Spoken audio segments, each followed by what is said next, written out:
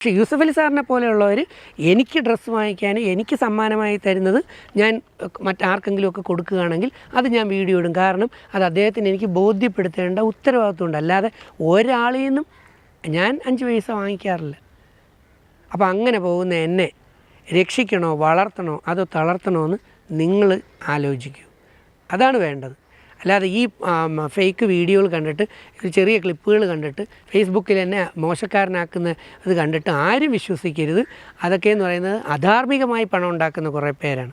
മഹാഭാരതത്തിൽ പറയുന്ന പോലെ ധർമ്മ അർത്ഥ കാമം, ധാർമ്മികമായി നമ്മൾ ഉണ്ടാക്കുന്ന പണം മാത്രമേ നമ്മുടെ ജീവിത വിജയത്തിന് ഉപയോഗിച്ചാൽ ഗുണപരമാവൂ. അല്ലാതെ കള്ളവും ചതിയും വെച്ച് എങ്ങനെയൊക്കെ ഉണ്ടാക്കിയാലും നിങ്ങൾ അന്വേഷിച്ച് നോക്കിക്കോളൂ. അങ്ങനെ ഉണ്ടാക്കിയവർ പലരും അവരുടെ കുടുംബങ്ങളിലോ അല്ലെങ്കിൽ അവരിലോ അവരുടെ മക്കളിലോ അല്ലെങ്കിൽ തലമുറയിലോ ഒക്കെ പല പല അസ്വസ്ഥതകളും നഷ്ടങ്ങളും ഉണ്ടായിട്ടേ ഉള്ളൂ. അതുകൊണ്ട് പ്ലീസ്, ഞാൻ ഒന്ന് നന്നായി ജീവിച്ചിരുന്നാൽ ഒരുപാട് പേർക്ക് സഹായങ്ങളുണ്ടാകും. എന്നെ തളർത്തി തകർക്കാനാണ് നിങ്ങൾ നോക്കുന്നതെങ്കിൽ ഒരുപാട് പേർക്ക് കിട്ടുന്ന സഹായങ്ങളെ നിങ്ങളായിട്ട് ഇല്ലാതാക്കുകയാണ്.